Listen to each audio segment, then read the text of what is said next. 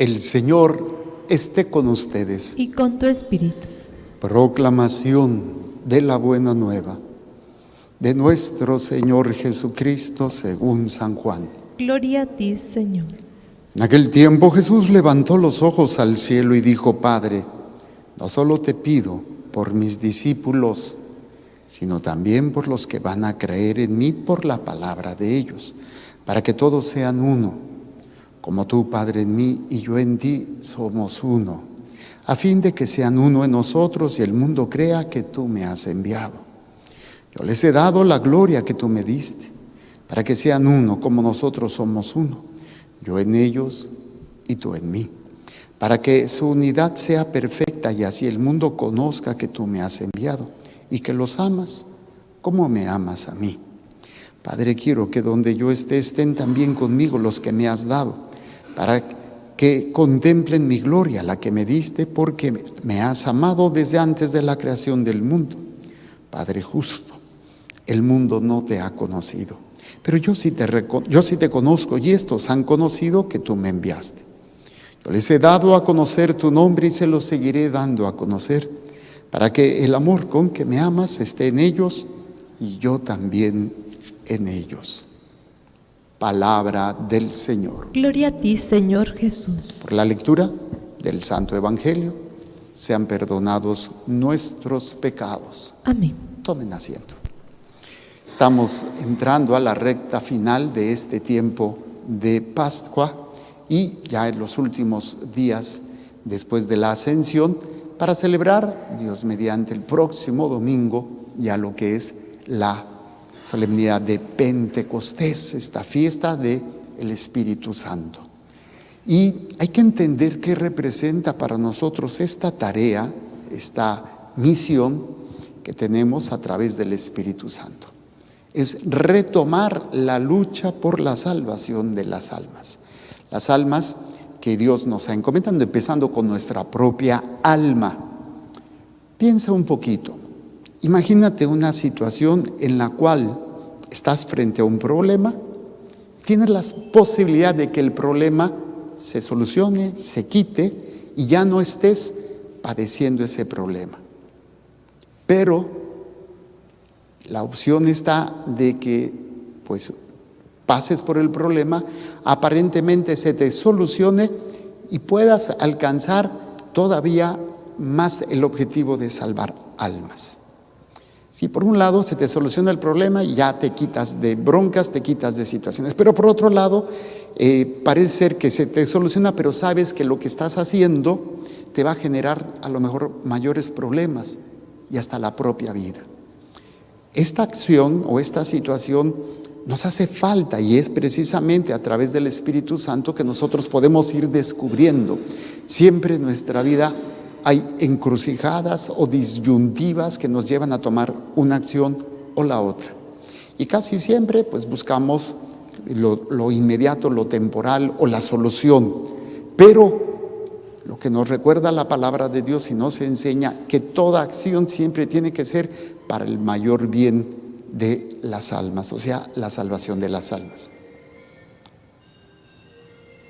Vamos a apagar los celulares, por favor.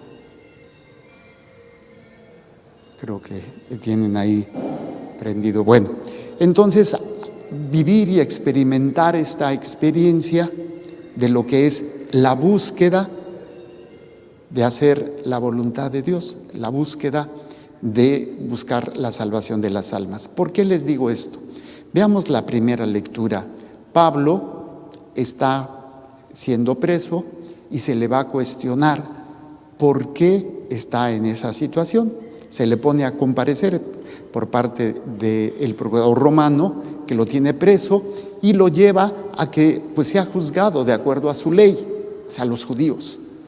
Pablo, bajita la mano, se pudiera escapar de esta situación, pero utiliza su conocimiento para poder vivir una experiencia todavía de mayor situación.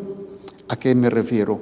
En donde la decisión que toma Pablo de ponerse a defenderse, pero con una intención de que el pueblo judío no decida sobre él, sino el imperio romano, pues le va a costar la vida. Entonces Pablo no está buscando que se le solucione un problema, está buscando la mejor manera de poder ganar más almas. Vamos a ver el contexto de esta historia. Dice: en aquellos días el comandante, queriendo saber con exactitud de qué se le acusaba a Pablo por parte de los judíos, mandó que le quitaran las cadenas, convocó a los sumos sacerdotes y a todo el Sanedrín. Llevando consigo a Pablo, lo hizo comparecer. O sea, es un juicio judío hacia Pablo. Pablo, que busca, y no pierdan de vista esto, busca el mayor provecho para las almas. No busca el estar bien él o evitarse broncas, sino esta búsqueda de algo trascendente. Como Pablo sabía que una parte del Sanedrín era de saduceos y otra de fariseos, o sea, Pablo estaba siendo juzgado por predicar a Jesús, pero su conocimiento de su fe judía le permite poder pasar por alto esa situación y que esta situación traduzca en una mayor gloria a Dios. ¿Qué es lo que hace? Los fariseos creen en la resurrección.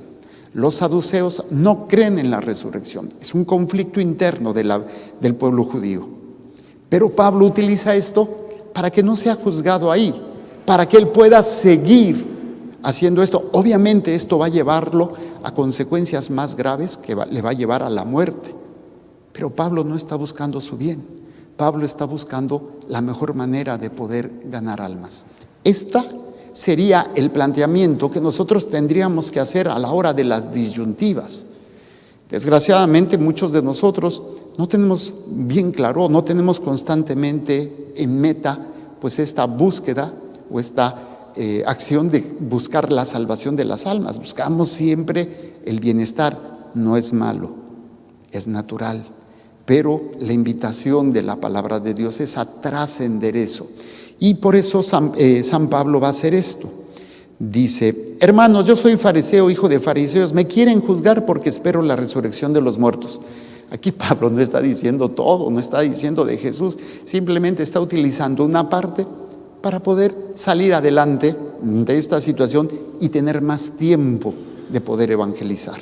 Y es cuando entonces se da este conflicto, que dice que apenas dijo esto y se da esta separación o este conflicto. Por un lado los fariseos, por otro lado los saduceos. Los fariseos dicen: pues no le encontramos ninguna causa por la cual tenga que ser juzgado. Y los saduceos pues empiezan a pelearse. ¿Qué es lo que va a provocar? Que el soldado romano, el comandante, decía: no, aquí me lo van a matar. Y no porque le preocupara la vida de San Pablo, sino porque estaba bajo su responsabilidad.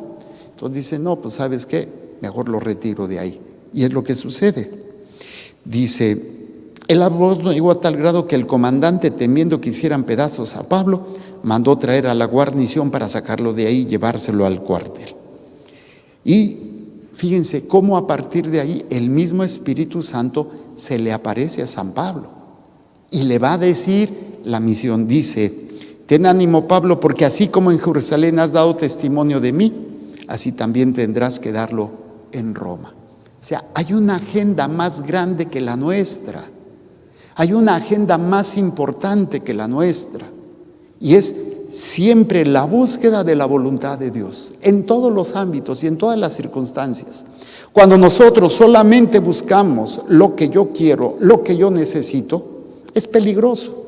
Porque en ese momento a lo mejor dejamos ya de servir a Dios, dejamos de buscar agradarle a Dios y ese vivir en el reino de la divina voluntad para después salirnos y hacer lo que nosotros queremos. Porque esto nos invita a entender lo que ya empezamos a hacer unos días, reflexionar sobre este capítulo 17 de San Juan, que como les decía, este capítulo 17 se le conoce como la oración sacerdotal de Jesús. Es una oración que Jesús hace, la oración más larga que se encuentra de Jesús en los evangelios, y es todo el capítulo 17, donde Jesús, antes de pasar a su pasión, la última cena y después su pasión, hace esta oración, se la dirige al Padre. Y aquí vemos cómo Jesús está hablando de esta unidad, y la unidad es la búsqueda de la voluntad de Dios. Pablo estaba buscando hacer lo que el Espíritu Santo le guiaba, a pesar de que esto le pudiera ocasionar serios problemas. Fíjense lo que nos dice Jesús en este texto. En aquel tiempo Jesús levantó los ojos al cielo y dijo: Padre, no solo te pido por mis discípulos, o sea, aquellos que lo han conocido, aquellos que han aceptado la palabra de Dios y aquellos que van a dar la vida por Él, sino por todos aquellos que crean. Y esto es interesante porque no solo se refiere a los apóstoles, se va a referir a todos aquellos que a partir de los apóstoles han creído por la predicación, los que siguieron a los apóstoles y que no conocieron a Jesús, y luego los que conocieron a los que siguieron a los apóstoles, y así la iglesia tiene una tradición de 21 siglos. Entonces nosotros creemos por la predicación de la iglesia, y cuando hablamos de la iglesia, desde los apóstoles hasta nuestros días, o sea, la predicación que hace el sacerdote en misa o en algún retiro. Algunos de ustedes creen por esa predicación, y es Jesús el que está pidiendo por cada uno de aquellos que creen, que están aceptando la predicación y la palabra de Dios como norma de vida y la están abrazando. Padre, no solo te pido por mis discípulos, sino también por los que van a creer en mí por la palabra de ellos. Aquí obviamente, pues no solamente la palabra, sino también el testimonio. Eso es lo que hace falta en muchos de nosotros, que haya coherencia de vida entre lo que se predica y lo que se vive. Así es que no vean la vida de las personas, sino lo que enseñan, y me refiero especialmente a los sacerdotes, ¿no? Y claro, hay que conocer la fe para que no venga nadie a querernos cambiar las verdades de fe. Esto lo hablábamos ayer. Pero bueno, dice: para que todos sean uno. O sea, Jesús está unido al Padre, porque Él viene a hacer la voluntad del Padre. Su esencia es estar unido al Padre. Los discípulos empiezan a estar unidos a Jesús, y los que están unidos a Jesús están unidos al Padre. ¿Cómo se unen los discípulos a Jesús?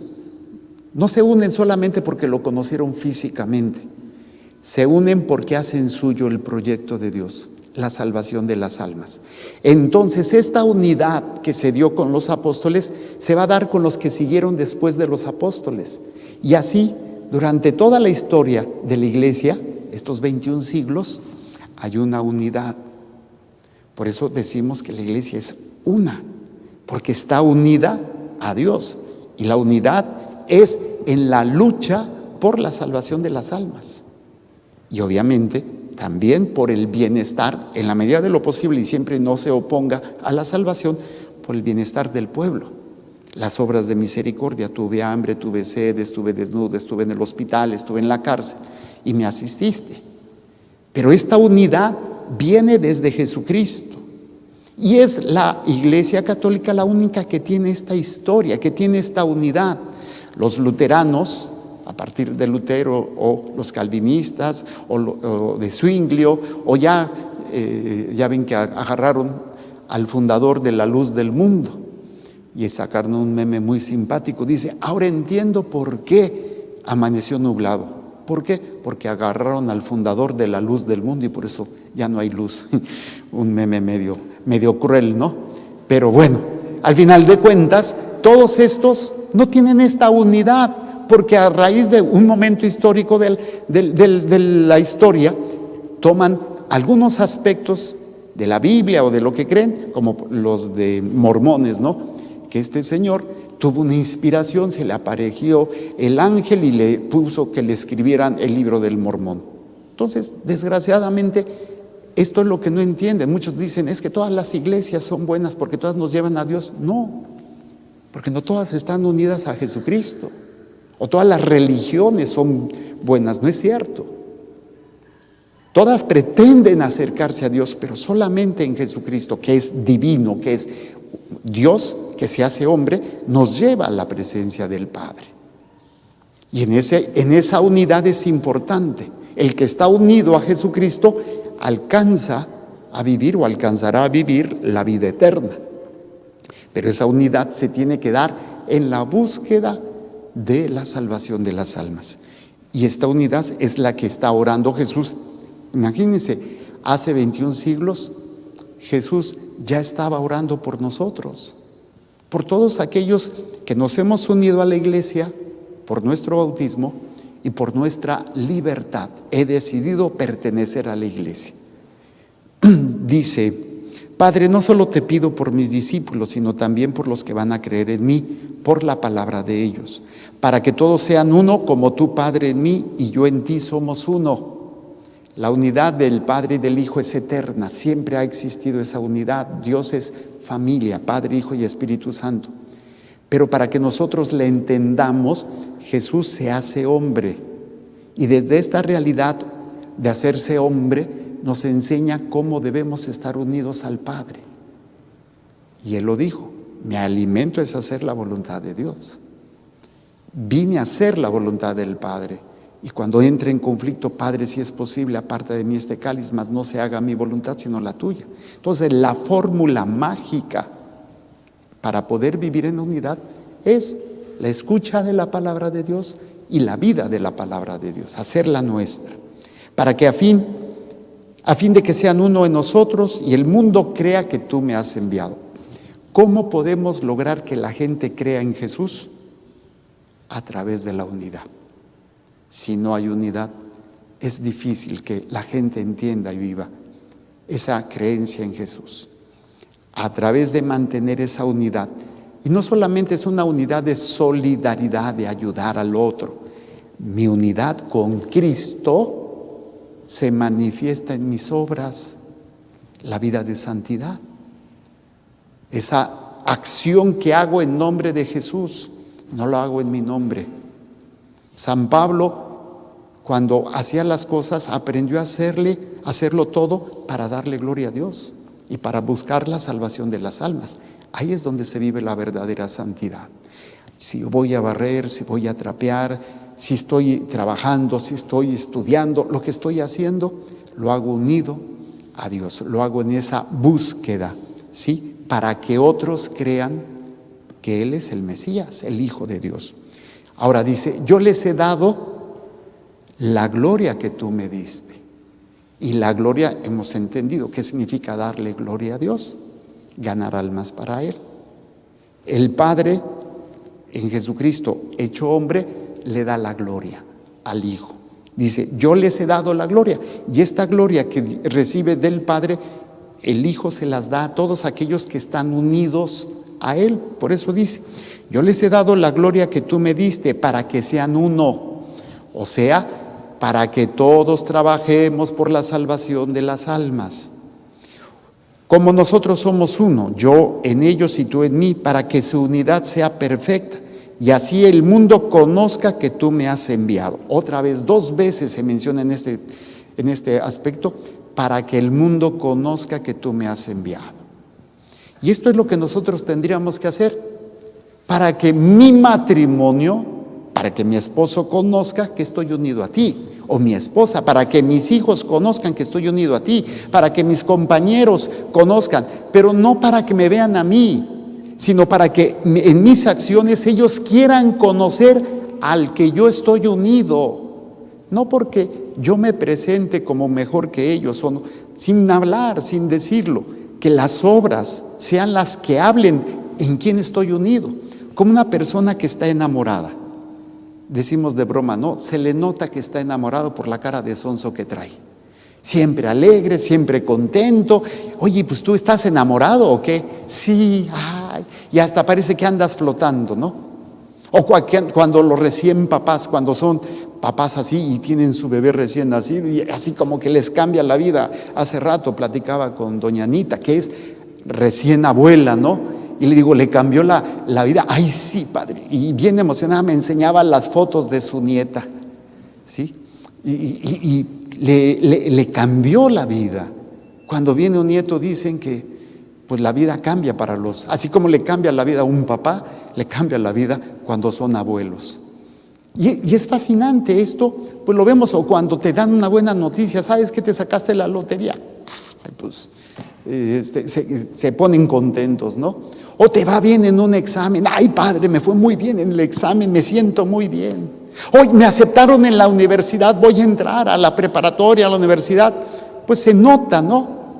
Pero estas uniones o estos acontecimientos son temporales. Así como han sentido la alegría de tener un hijo han sentido el dolor de perder un hijo, o de perder un papá, o perder el trabajo, o perder la salud. Entonces son como que subes y bajas, pero cuando nuestra unión en Dios es permanente y es constante, entonces a través de esto otros podrán conocer a Jesús a través de mí, a través de mis obras y a través de yo permanezco unido a Jesús, que es lo que San Pablo, oye, pues le está yendo mal, está encarcelado por sus mismos compatriotas y lo único que está haciendo es ayudarlos y le están pagando mal. Y él aún así tiene esa alegría y esa capacidad de seguir sirviendo, que eso sería lo ideal en un matrimonio. La mayoría de las veces el matrimonio, uno de los dos está más cerca de Dios. Nos preguntaban hace rato en el programa, ¿qué puedo hacer si siento que yo he hecho ganas y mi esposo no? Pues tú únete a Dios, tú mantente unido a Dios, porque si lo que tú quieres y esperas es que cambie tu esposo y no cambia, tú te vas a hundir con tu esposo. Vas a caer en la desesperación y no vas a querer seguir y te vas a tirar la toalla y dices, no, pues mejor me separo porque aquí no hay cambio. Tu fuerza tiene que ser en tu unión con Dios. Y ya será cuando Dios quiera y si tu marido le cae el 20, que haya ese cambio. Pero si no, tu fuerza no tiene que estar en que el otro cambie. Tu fuerza está en estar haciendo la voluntad del Padre. O sea, tu unión con Dios es lo que te sostiene. No en que los otros hagan lo que tú quieres o se conviertan cuando tú quieres. Esa es la gran diferencia. Esa es la fuerza del cristiano. Y ahí es donde otros van a descubrir, oye, ¿qué tiene? ¿De cuál fumó que no invitó? Porque, pues oye, está padeciendo, le está yendo, y tiene esta fortaleza, tiene esta alegría, tiene este gozo, tiene esta paz, que le viene precisamente de su unión con Dios. Esto supuestamente tendríamos que ser reflejo permanente en los consagrados, sacerdotes, religiosas. Pero ¿qué nos pasa? Cuando nosotros nos alejamos de este proyecto, el hecho de ser consagrados no quiere decir que siempre estamos, sería lo ideal. Pero también tenemos esas miserias humanas, el pecado, las preferencias, las pasiones, las tonterías que nos pasan, ¿no? Platicaba yo con una jovencita que a veces caemos incluso en la depresión, en el sinsentido, que puede ser porque a lo mejor tenemos una situación del pasado que no hemos sanado, o la situación de la rutina. La rutina muchas veces se vuelve un obstáculo, no porque sea mala, sino porque como vamos poniendo como ladrillos sin sentido, y luego esos ladrillos ponen una barrera que ya no veo, ¿para qué sufro? ¿Para qué hago esto? Ya no le encuentro sentido. Pero cuando estoy unido a esta meta, a este proyecto de Dios, a pesar de todos esos estados de ánimo, voy a seguir adelante. Eso es lo que nos hace falta y eso es lo que nosotros tenemos que enseñar a nuestros seres queridos. Sí, dice, Padre, quiero que donde yo esté estén también conmigo los que me has dado, la vida eterna, para que contemplen mi gloria, la que me diste, porque me has amado desde antes de la creación del mundo. La gloria de Jesús, que la van a ver los apóstoles, la van a ver cuando se manifiesta después de su muerte, de su resurrección, y que la van a ver en su ascensión, pero también se manifiesta en la gracia que ellos recibieron en el Espíritu Santo, la fiesta de Pentecostés. Esa fuerza es la gloria de Jesús que habita en ellos y que debe de habitar también en cada uno de nosotros. Padre justo, el mundo no te ha conocido, porque el mundo, entendido como todo aquello que es contrario a la voluntad de Dios, dice, no te ha conocido, no ha querido asimilar, no ha querido aceptar tu proyecto de salvación. Pero dice, pero yo sí te conozco, o sea, Jesús, yo sí he abrazado tu proyecto. Y estos han conocido que tú me enviaste. Yo les he dado a conocer tu nombre y se lo seguiré dando a conocer, para que el amor con que me amas esté en ellos. Otra vez esa unidad maravillosa. Que Dios nos conceda que también los demás puedan descubrir el amor en nosotros, el amor que Dios nos tiene a nosotros, lo puedan descubrir los demás. Y no porque tenga un don especial de hacer milagros no, eso no. sino por mi manera de vivir unido a Dios. La alegría que viene de estar unido a Dios y de vivir en su proyecto, para que otros experimenten este amor maravilloso. Necesitamos ponernos las pilas, necesitamos, como dice el Salmo, enséñanos, Señor, el camino de la vida. Y esta vida que es alegría, gozo y paz.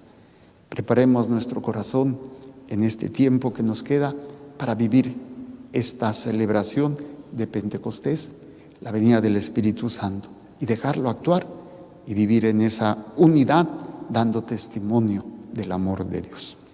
Vamos a presentar, pues, nuestras intenciones y necesidades a Dios nuestro Señor y presentamos nuestra ofrenda.